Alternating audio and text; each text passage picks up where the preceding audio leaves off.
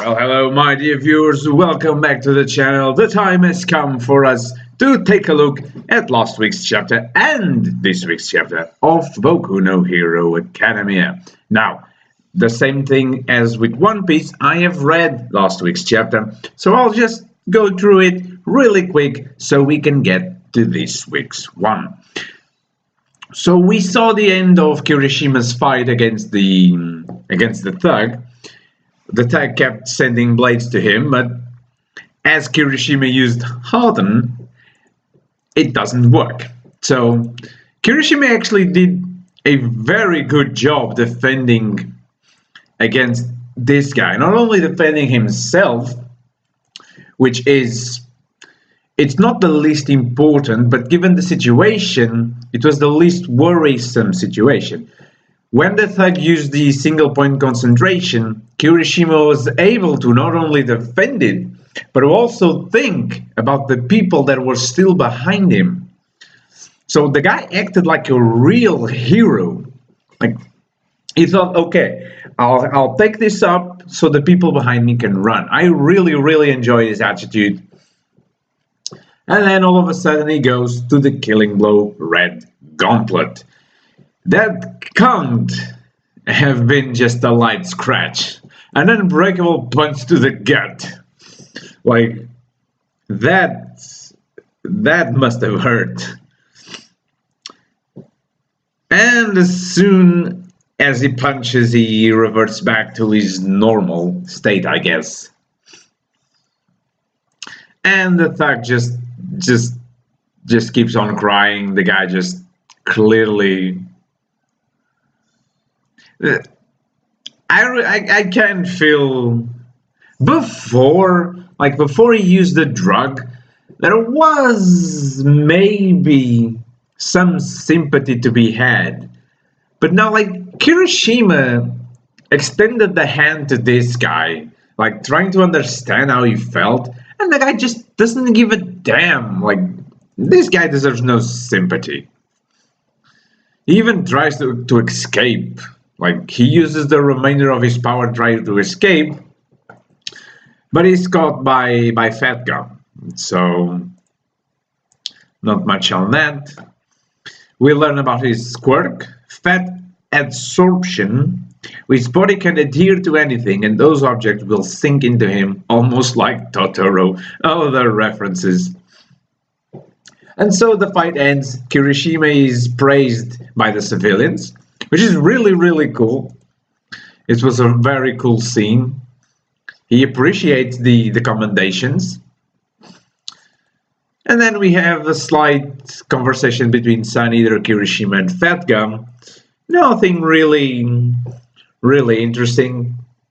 Only the fact that Fat Gum starts to pay attention to the drug that disables the quirks. And then we go back to school, where, surprise, Kirishima Red Riot has made it to the news, as well as Tsuyu and Uraraka. And I just love when we find out that Red Riot has been made it into the news. Bakugo is like in the background, just grinding his teeth all over the place, just envious of everyone. Oh god. Either commendates them and also warns them to not miss out on classes. Okay, they talk a little bit more, nothing, but then it comes the end of the chapter and the most interesting part, which sets up the whole next chapter. Kirishima, Midoryia, Tsuyu and Uraraka were all summoned to their respective offices. Nothing out of the ordinary so far, but then they start finding out that they are going to the same place, and that they are walking the same train, and the same direction, and the same corner, and yes, all their senpais are there. Which turns out to be a super meeting between their three offices and more heroes. We have Fat Gum, we have Gran Torino, we have Aizawa, we have Ryukyu, Tsuyu and Uraraka's tutor. And we have the head of the meeting, Sir Night Eye himself. And this turns out to be a meeting to share information about the 8 Precepts of Death. Which makes me think that next chapter the fight will start to go towards them. And why wait? Because the next chapter is coming right now. Right now, chapter 135, an unpleasant discussion. And we have the UA files back. This time around we have UA file 12 of Eijiro Kirishima. Just a few more informations about his quirk, which is hardening. With a sudden exertion of energy, he is able to make his body harder. However, if he wants to maintain the hardness, he is unable to move, which makes things difficult. With the exception of one particular area, his body is able to maintain its hardened state for about 10 minutes. The unbreakable stand that was recently introduced can last for 30 to 40 seconds. When he stops, he needs to stop and take a breath. So if you hope to defeat him, that's your moment. Aim for his chin. I just love it. Okay, so Kirishima's hair takes 3 minutes to set. Kirishima's scar, often forgotten in drawings. Kirishima's teeth, he goes through an awful lot of toothbrushes. Kirishima's fists make a satisfying sound. This pose of Kirishima is a special way of showing his spirit power. And Kirishima's entire body hard. Entire body, yes. Anyway, Sir Night Eye's office, 2 second floor large meeting room, a gathering of hero teams. Very well. I'll talk through everything from start to end. According to the chart, Midoriya's fanboy senses are tingling. According to the chart, we have famous heroes as well as some minor ones from the region. They asked for my help, so I came. I've only heard bits and pieces of the situation, but there's probably a number of things they want to tell us. I'm feeling a little bit lost. I know you might be thinking bad thoughts, so let's sort everything out together each time. You guys are plenty involved in this. Has Sun Eater recovered his powers yet, or not? Several days have gone by at least, so I don't know, maybe he's going back. Night Eye office sidekick, Bubble Girl. We see Bubble Girl again. Since approximately 2 weeks, we at the Night Eye office have been conducting a private investigation into the designated villain organization known as the 8 Precepts of Death. Okay, some chit-chat.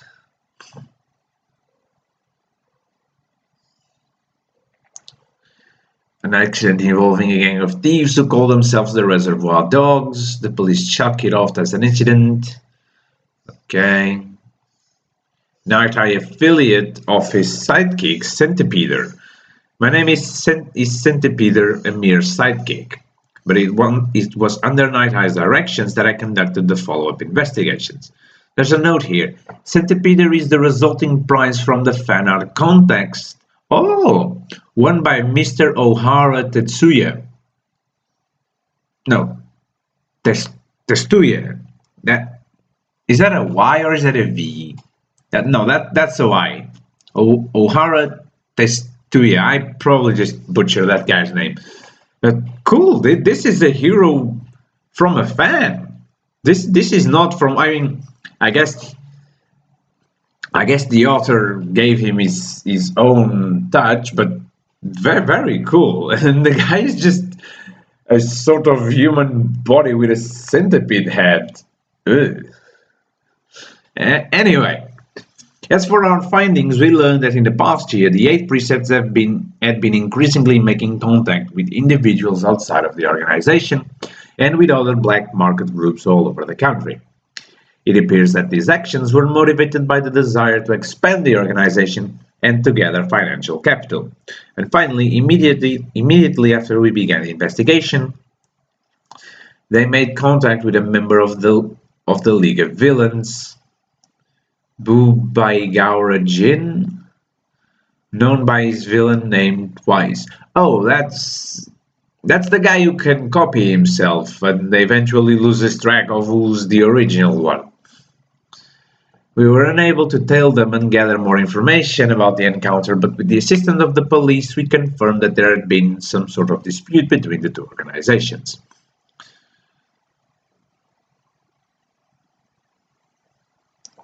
And it's because the League is involved that you called Tsukauchi and myself here. Who's Tsukauchi? I think I am supposed to know who Tsukauchi is? I forgot. Okay. Hey kid, I didn't think it would turn out like this, but it looks like we've been pulled into something quite troublesome, huh? I don't think it's troublesome at all.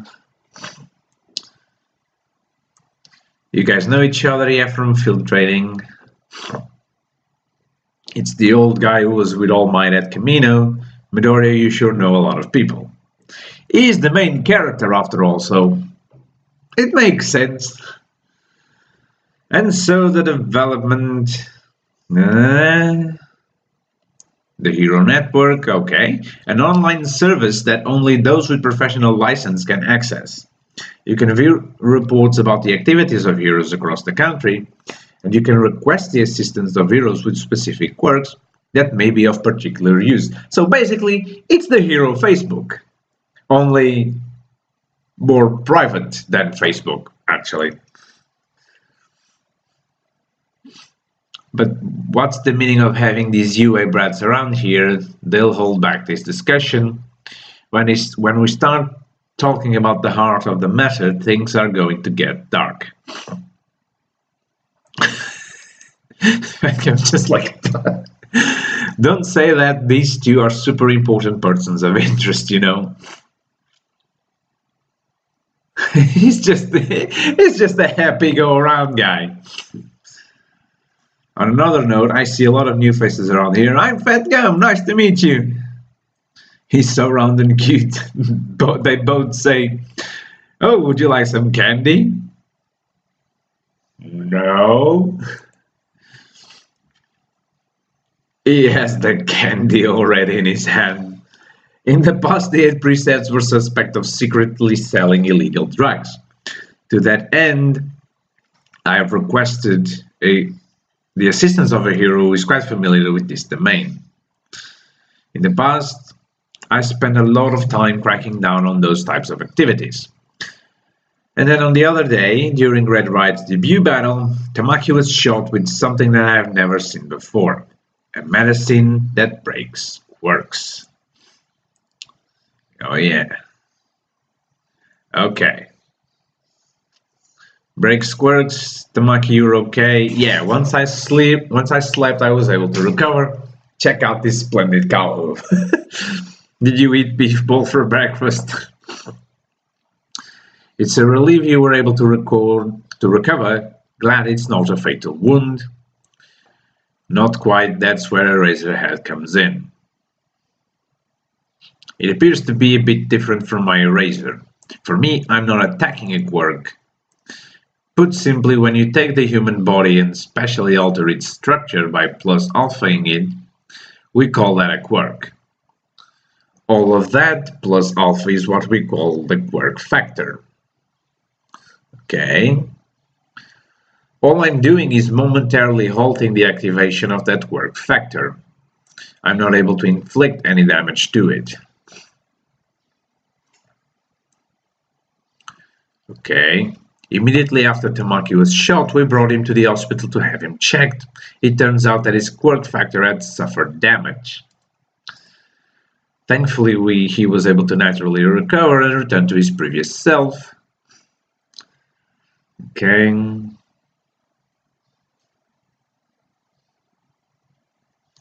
This same what we already know.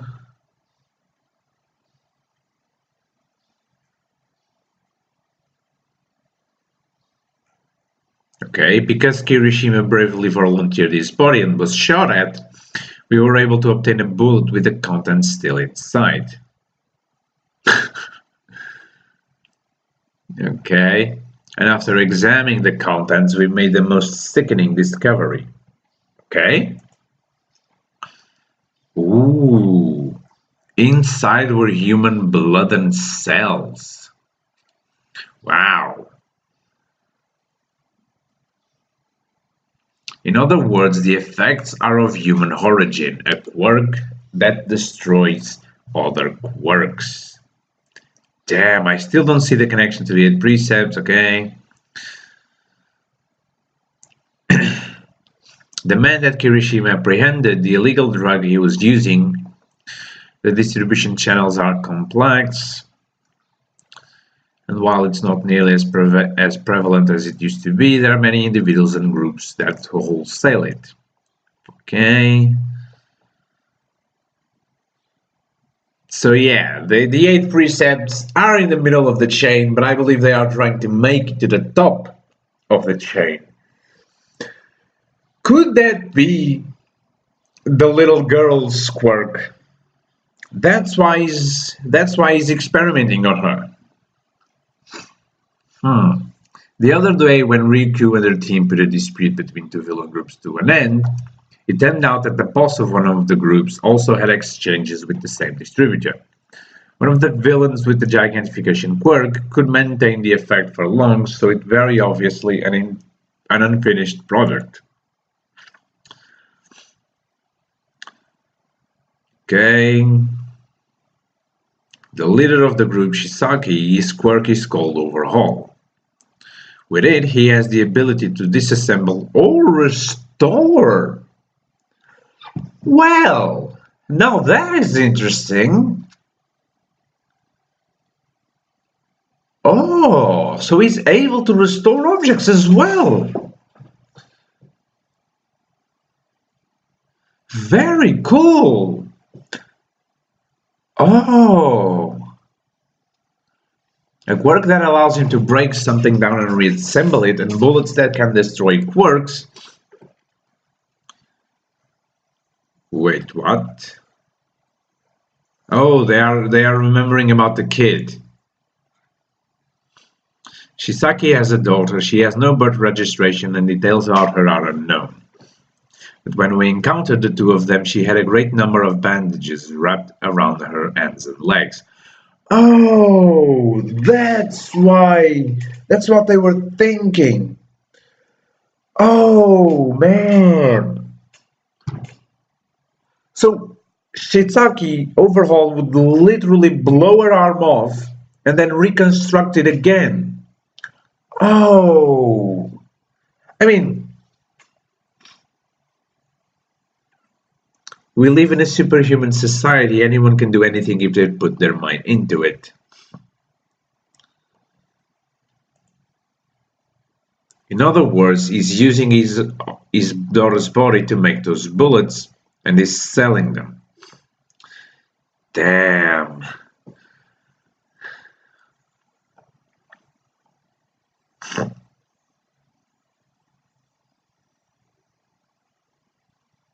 Okay.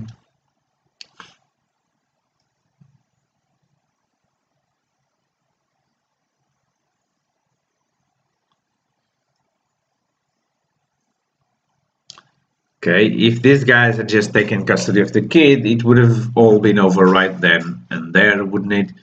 I take full responsibility for that. I will not have you attacking the two of them. Although I was unaware, the two of them attempted to rescue the girl.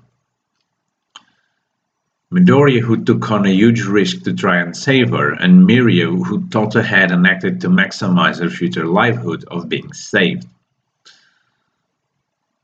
What was I talking about? Best hero? What was I talking about? Lemillion, who saves 100 people.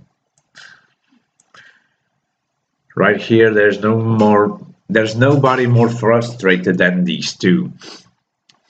Eri, that's her name. This time around, Haricha will definitely rescue her.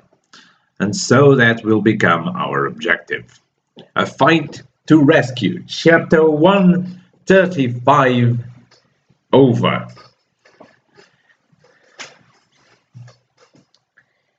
Damn. I mean, we knew that Overhaul was experimenting on her. We knew that.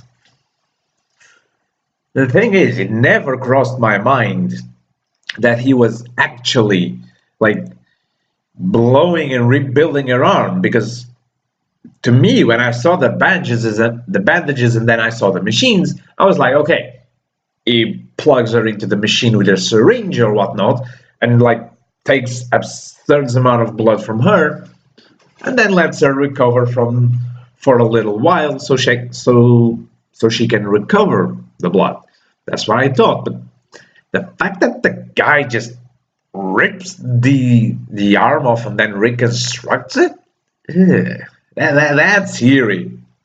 But another interesting point: Overhaul allows him to restore items or certain things to their former aspect. So to say, that was a very interesting reveal, because I was expecting that he only destroyed things. That's why he only uses one hand to destroy, and maybe the other he uses to restore. That was very interesting. I enjoyed this chapter. Again, the Boku no Hero chapters have had a lot of text, like a lot of text. But I think it's worth it, because these chapters have been very, very good, especially this one. This one has been really good. It was not action-packed by any means necessary, but the things we've learned here and the things that were decided here, they will shape up they are shaping up this saga. So these chapters are very important. And rather these types of chapters, than just rushing the story out. Okay. An original koinobori for the children. Oh yeah, because it's Children's Day. It's going to be Children's Day in Japan soon. And all the mangas are doing, and they have those little flags, I guess. Sorry, I'm not well versed in be strong and resolute like All Might, go lightly, vigorously, and brightly, and Bakugo just burns it. Oh god. Bakugo just burns it and says, "This is what you do with villains." And the kids are crying, saying scary. Oh god, it's over now. Okay. Very, very interesting. Boku no Hero has been getting a very interesting story.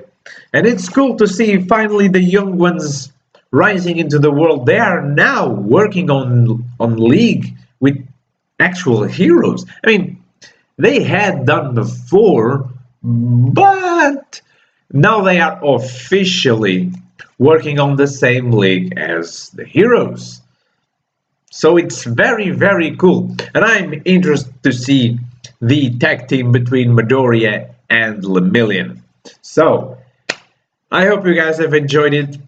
I will see you next week. If you have, please do leave your opinions about this chapter and my overall performance in the comment section down below.